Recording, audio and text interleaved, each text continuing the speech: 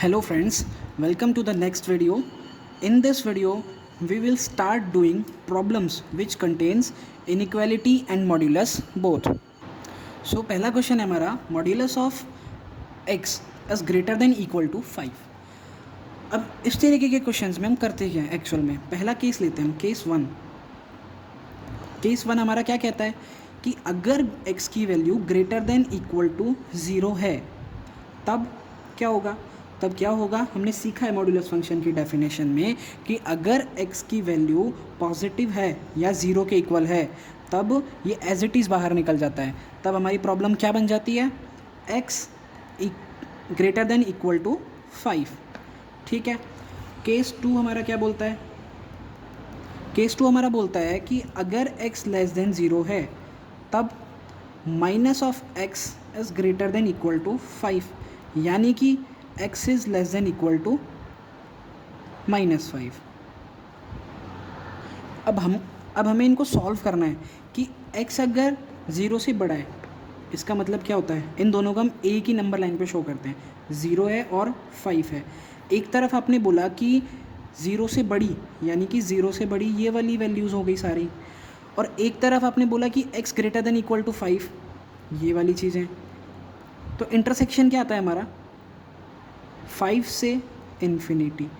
अब इंटरसेक्शन क्यों लिया, इसके लिए हमें सबसे पहले पढ़ना होगा क्या, concept of union and intersection.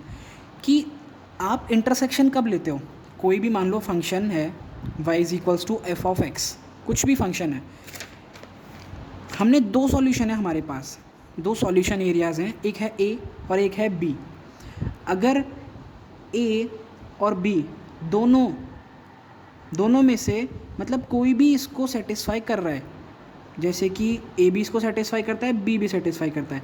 अब हमें देखना है क्या ए अकेला पूरा इस फंक्शन को सेटिस्फाई कर सकता है क्या, और अकेला बी इस फंक्शन को सेटिस्फाई कर सकता है क्या. अगर दोनों सेटिस्फाई कर सकते हैं अकेले अपने दम पे तो हम लेंगे इनका क्या, यूनियन. लेकिन अकेले दम पे नहीं कर पा रहे तो हम लेंगे इनका इंटरसेक्शन, क्योंकि हमें ओवरऑल इस फंक्शन को सेटिस्फाई कराना है. अब वो आपकी कंडीशन के ऊपर डिपेंड करता है कि आप यूनियन लें या फिर इंटरसेक्शन लें. अब इसके लिए एक छोटी सी प्रॉब्लम देखते हैं हम. जैसे हमने एक क्वेश्चन देखा था कि 1 माइनस एक्स अपॉन में x is x/3 and less than equal to 2x/3. इसमें हमने क्या किया था, हमने पहले इसको सॉल्व किया और फिर इसको सॉल्व किया, और दोनों जो रेंज आई थी सॉल्यूशन रेंज, उनका हमने क्या लिया था, इंटरसेक्शन. अब इंटरसेक्शन क्यों लिया था, क्योंकि इन दोनों को जो सॉल्व करने पे जो रेंज आई थी और इन दोनों को जो सॉल्व करने पे रेंज आई थी वो अकेले दम पे पूरी इक्वेशन को, यानी कि पूरे फंक्शन को सेटिस्फाई नहीं कर रही थी, पूरे क्वेश्चन को सेटिस्फाई नहीं कर रही थी. तब इसलिए हमने क्या लिया, इंटरसेक्शन. क्योंकि अगर हमने इंटरसेक्शन ले लिया, मान लो इसका जो इंटरसेक्शन पार्ट आया वो इसको तो सेटिस्फाई करेगा ही और इसको भी सेटिस्फाई करेगा, तो ओवरऑल इसको भी करेगा. लेकिन अगर इस वाले को ले लिया वो पूरे वाले क्वेश्चन को हमारे को सेटिस्फाई नहीं करेगा, इसलिए. लेकिन अगर यूनियन का कॉन्सेप्ट देखें, यूनियन का क्वेश्चन इसमें देखें हम, ठीक है.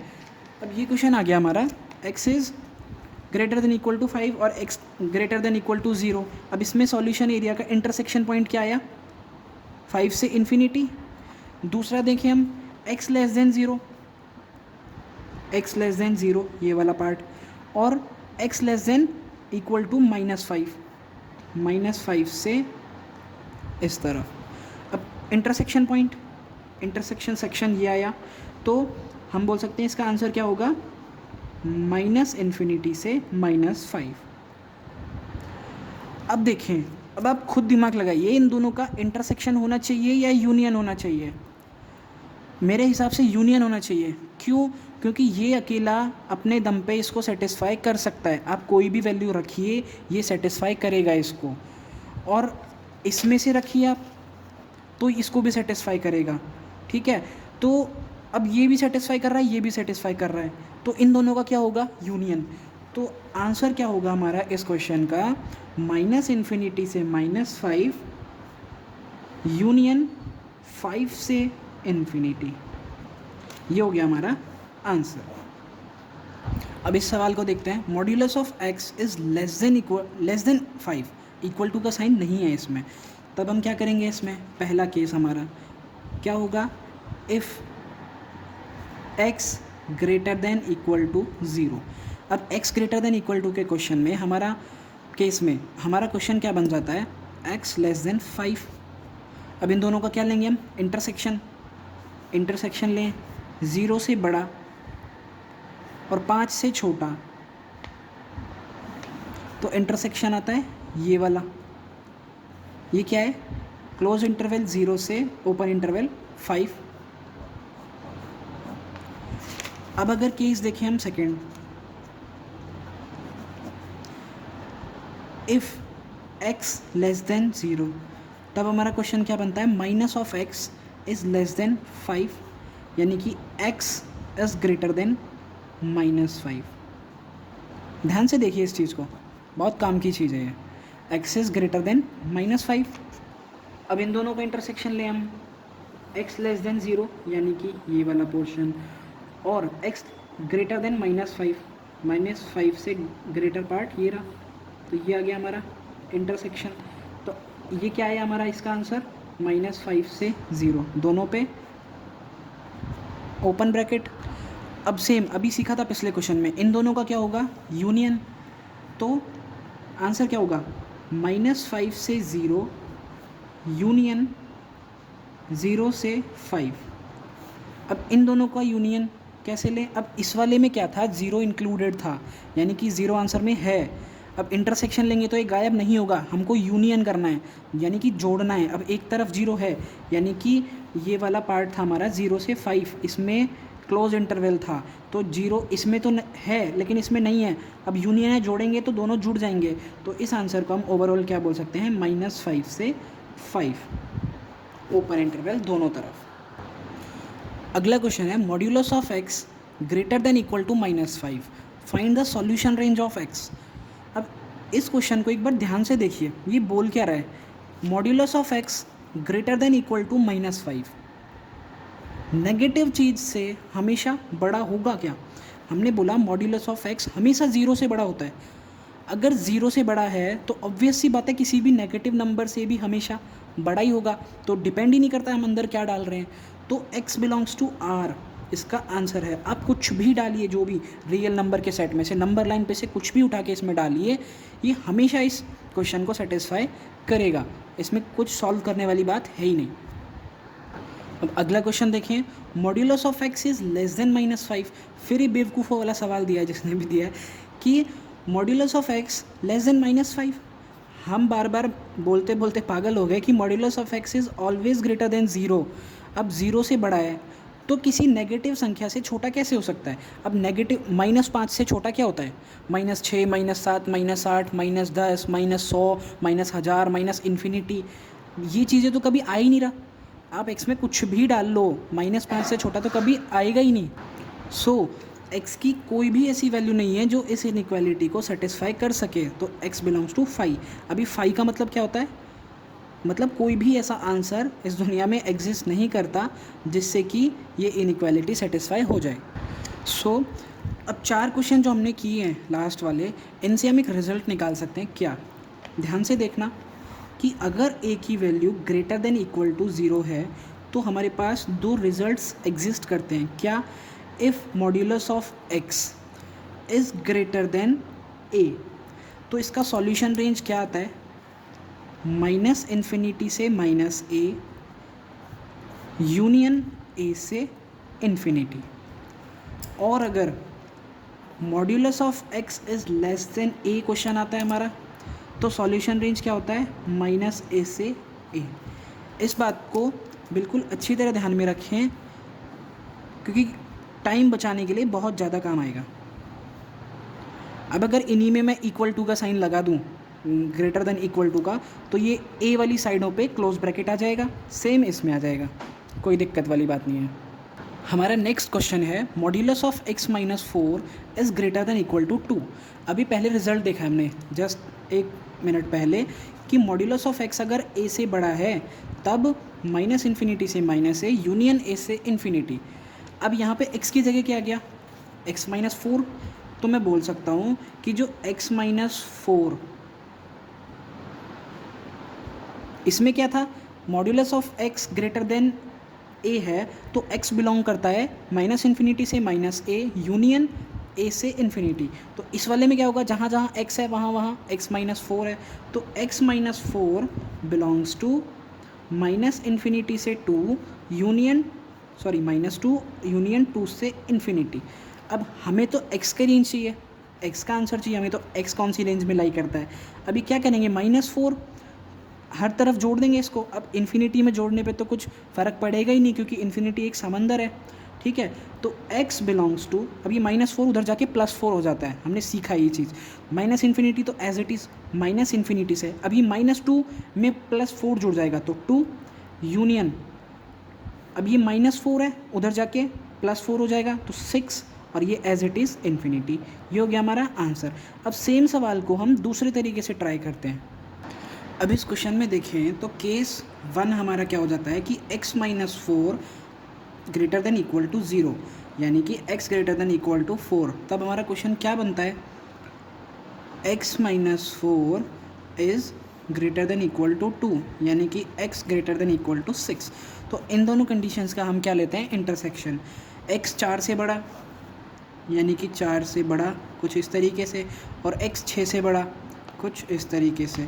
इंटरसेक्शन क्या आता है, x greater than equal to 6। ये तो केस 1 से हमारा आंसर आता है। और केस 2 से हमारा क्या आंसर आता है वो देखते हैं हम। क्या आता है कि केस हमारा क्या बनता है, x माइनस 4 लेस देन 0, यानी कि x लेस देन 4। तब क्वेश्चन हमारा क्या बनता है, minus of x minus 4 is greater than equal to 2, यानी कि x minus 4 is less than equal to -2। तब आगे x less than equal to 4 उधर गया प्लस का, यानी कि 2। अब इसका इंटरसेक्शन देखें हम, x 4 से छोटा यानी कि कुछ इस तरीके से, और x 2 से छोटा कुछ इस तरीके से। तो इंटरसेक्शन क्या आया, x less than equal to 2। और इन दोनों कंडीशंस का हम क्या लेंगे, यूनियन। एक तरफ आप बोलते हो क्या कि x 6 से बड़ा, 6 या 6 से बड़ा, और एक तरफ आप बोल रहे हो क्या, x 2 से छोटा। इन दोनों का क्या लेंगे हम, यूनियन लेंगे इनका। अब आंसर क्या आ जाता है हमारा, ये 2 से छोटा, आंसर क्या आ जाता है, माइनस इन्फिनिटी से 2 और यूनियन 6 से इन्फिनिटी। ये हो गया हमारा आंसर। अब क्योंकि हमारे क्वेश्चन में क्या है, ग्रेटर देन इक्वल टू 2 बोला है, तो इसलिए यहाँ पे दोनों पे क्या आ जाएगा, क्लोज ब्रैकेट। सेम जो पहले हमने क्वेश्चन किया है इसमें भी दोनों पे क्या आ जाएगा, क्लोज ब्रैकेट, क्योंकि क्वेश्चन में ग्रेटर देन इक्वल टू बोला है हमको, ठीक है। नेक्स्ट क्वेश्चन देखें हम, modulus of 2x plus 3 is less than equal to 3। अब मैंने बोला था कि मॉड्यूलस ऑफ x अगर less than equal to a आ जाता है तो x लाई करता है कहाँ से कहाँ तक, -a से a, क्लोज ब्रैकेट। तो मैं बोल सकता हूँ कि 2x प्लस 3 लाई करेगा कहाँ से कहाँ तक, -3 से 3 तक। अब ये +3 दोनों तरफ जाके माइनस हो जाएगा, यानी कि 2x इधर हो जाएगा -3 इधर हो जाएगा 3 -3। तो 2x लाई कर रहा है -6 से 0, तो x की रेंज क्या हो जाएगी, अब ये 2 डिवाइड हो जाएगा दोनों तरफ जाके, तो -3 से 0, यानी कि x बिलोंग्स टू -3 से 0। अब ये इक्वल टू के साइन है इधर, क्योंकि इधर ये वाला इक्वल टू का साइन है तो इधर भी, तो सब जगह इक्वल टू के साइन, और ये ब्रैकेट कैसे हो जाएंगे, क्लोज ब्रैकेट। अगर इनको केस लेके सॉल्व करें हम सेम क्वेश्चन को, तो केस 1 क्या हो जाता है हमारा, 2x plus 3 greater than equal to 0। तब क्वेश्चन क्या बनता है, 2x plus 3 less than equal to 3। तो x greater than equal to -3/2, और इससे क्या बनना है, x less than equal to 0। तो इसका इंटरसेक्शन ले हम, -3/2 से बड़ा यानी कि ये, और x less than equal to 0 तो ये। तो इंटरसेक्शन क्या बनता है, -3/2 से 0, क्लोज ब्रैकेट। और केस 2 देखें अगर हम, केस 2 में देखें 2x प्लस 3 लेस देन 0, तो x की वैल्यू बनती है क्या, -3/2 से छोटा। और क्वेश्चन क्या बनता है उस केस में हमारा, 2x प्लस 3 क्या बनेगा, minus of 2x plus 3 is greater than equal to 0 नहीं सॉरी 3, तब 2x plus 3 less than equal to minus 3, 2x less than equal to minus 6 and x less than equal to minus 3। अब इनका intersection लें, x minus 3/2 से छोटा and x minus 3 से छोटा, ये तो आंसर आया ये वाला सेक्शन। तो x बिलोंग्स टू क्या, माइनस इन्फिनिटी से 3, इस पे क्लोज ब्रैकेट। अब इस वाली कंडीशन और इस वाली कंडीशन का हमें क्या लेना पड़ेगा, यूनियन। ये देखिए हम थोड़ा सा ध्यान से देखना, माइनस 3/2 से 0 का पोर्शन ये रहा जो कि ब्लू पेन से दिखाया, और सेकेंड वाले केस का आंसर आया था हमारा माइनस इन्फिनिटी से 3, माइनस इन्फिनिटी से 3, अब 3 आएगा यहाँ, तो माइनस इन्फिनिटी से 3 ये रहा, तो इसका आंसर ये पूरा। अब आंसर कैसे बोलेंगे, इस क्वेश्चन में हमसे छोटी सी मिस्टेक हो गई। केस 2 लेने के बाद ये कंडीशन बनती है minus of 2x plus 3 is less than equal to 3, ये वाला साइन ऑपोजिट हो जाएगा, ये भी ऑपोजिट, तो कंडीशन बनती है x greater than equal to minus 3। तो इससे आंसर क्या आता है, -3 से बड़ा यानी कि ये वाला सेक्शन, और -3/2 से छोटा सेक्शन ये वाला। तो इंटरसेक्शन सेक्शन क्या आता है हमारा, ये वाला ब्लैक पेन वाला, यानी कि -3 से -3/2। अब इन दोनों का इंटरसेक्शन लें हम, इंटरसेक्शन नहीं लेंगे हम, इन दोनों केसों का यूनियन लेंगे हम।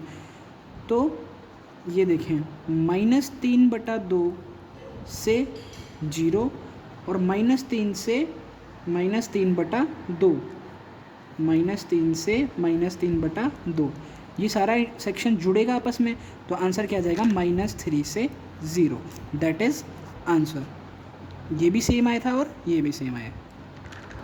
अब ये एक नई वैरायटी ऑफ क्वेश्चन है, इस तरीके के क्वेश्चन में सेम आप क्रिटिकल पॉइंट निकाल लीजिए पहले, एक आता है 1 और एक आता है -1। तो नंबर लाइन पे देख लेते हैं हम, -1 इधर और 1 इधर, ठीक है। अब हमें इसको सॉल्व करना है। अब इस क्वेश्चन में देखिए हम कि x इज़ इक्वल्स टू -1, अगर मैं -1 से इधर जाता हूँ तो आप सोचिए -1 से बड़ी चीज़, मैं बोलता हूँ कि -1 से बड़ी चीज़ कोई भी आप लेके देखिए, तब इस वाली रेंज में जो x+1 है वो एज इट इज़ x+1 निकलेगा।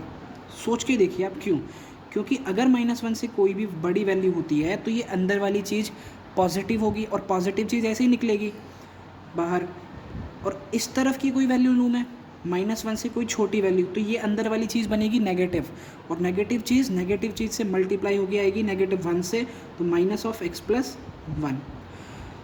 और इस वाले 1 की बात करें, यानी कि ये आता है x-1 से, अब इस तरफ जाएं तो ये एज इट इज़ x-1 बाहर निकलेगा, और इस तरफ जाएं तो नेगेटिव से मल्टीप्लाई होके ये ख़त्म।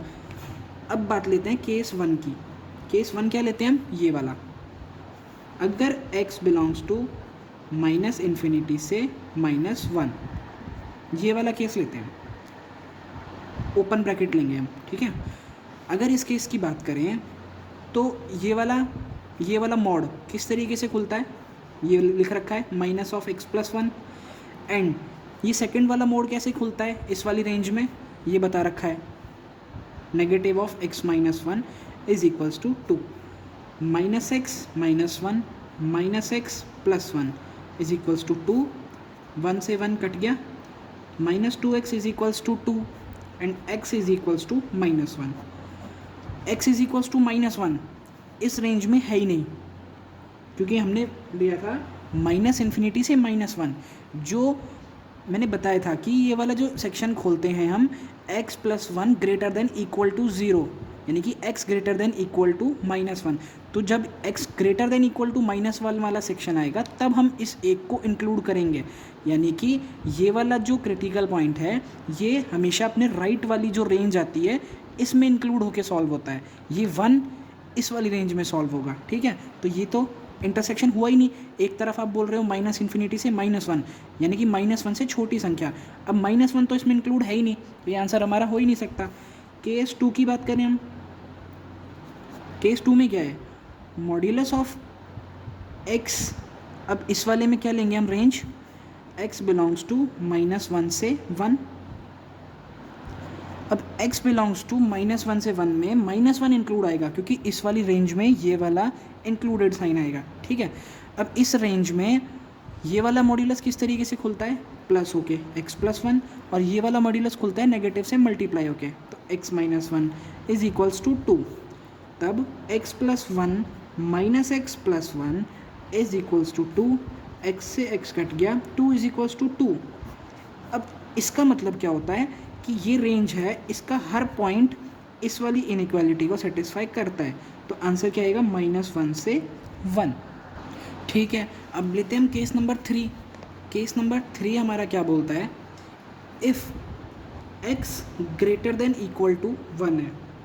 अब x greater than equal to के केस में ये वाला फंक्शन x+1 वाला, मतलब पहला वाला मॉड्यूलस किस तरीके से खुलता है, पॉजिटिव होके खुलता है, और सेकंड वाला मॉड्यूलस भी पॉजिटिव होके खुलता है, दोनों पॉजिटिव होके खुल रहे हैं, तो x+1 plus mod of x-1 is equals to 2। तो